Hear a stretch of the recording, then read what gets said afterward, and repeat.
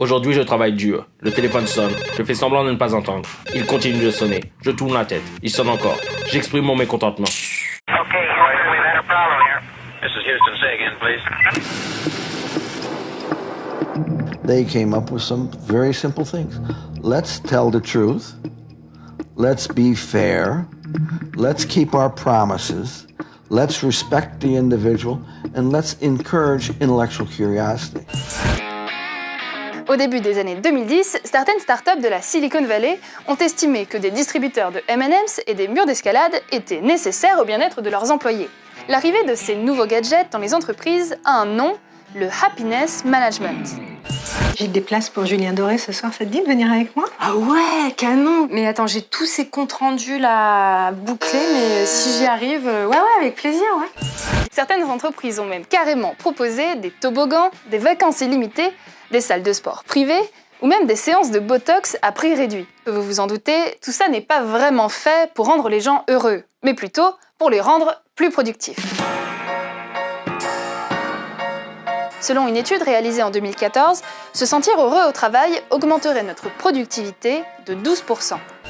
Ma journée type, c'est arriver à 8h, à 8h30, première réunion, ensuite 1 à 2 réunions projet. Donc dans la journée, on va enchaîner 4, 5, 6 réunions et puis un reporting, un mail synthèse de chacune de ces réunions pour dire ce qui s'est dit pendant ces réunions. On se dit, mais comment ça sera dans 6 mois? Et en fait, dans 6 mois, ça sera exactement la même chose parce que c'est comme ça que ça fonctionne. Il y a un nom pour cela, les bullshit jobs ou métiers à la con. Selon un sondage, 12% des Français ont le sentiment d'en exercer un. C'est peut-être parce que ça ne répond pas réellement à ce que l'on recherche dans le travail, le sens. Avant la révolution industrielle, beaucoup de métiers pouvaient donner du sens à la vie en tant qu'artisan ou agriculteur par exemple.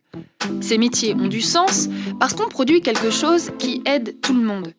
Je pensais que le travail c'était la santé et paf, j'ai fait une dépression. Alors la dépression c'est quand tous les jours ça va comme un lundi. Ouais Lucie, comment ça va? Bah comme un lundi, sauf que ballot, c'est vendredi. À Londres, nous avons rencontré l'homme qui a inventé ce concept de bullshit jobs.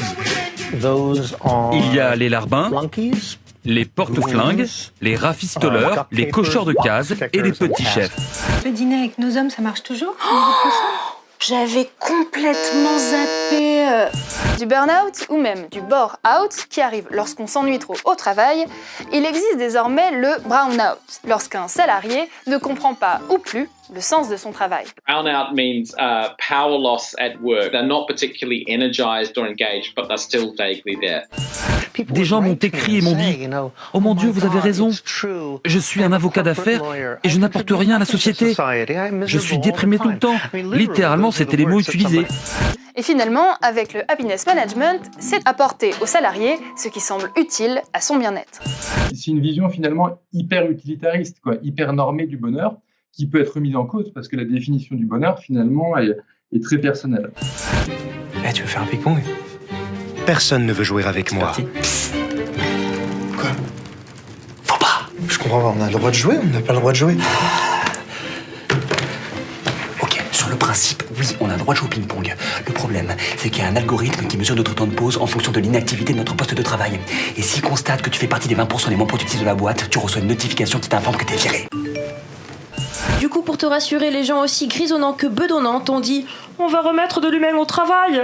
Lucie réfléchit, si on veut remettre l'humain au travail, c'est que lui-même il est parti. L'humain lui-même a posé sa rupture conventionnelle. Et toi t'attends l'humain au travail. C'est comme Xavier Dupont de Ligonnès. Tu penses l'avoir trouvé? C'était pas lui. On a des problématiques qui sont des problématiques environnementales, des problématiques sociétales, des problématiques sociales. Mais en fait, on a tellement splitté la conscience qu'il y en a plus.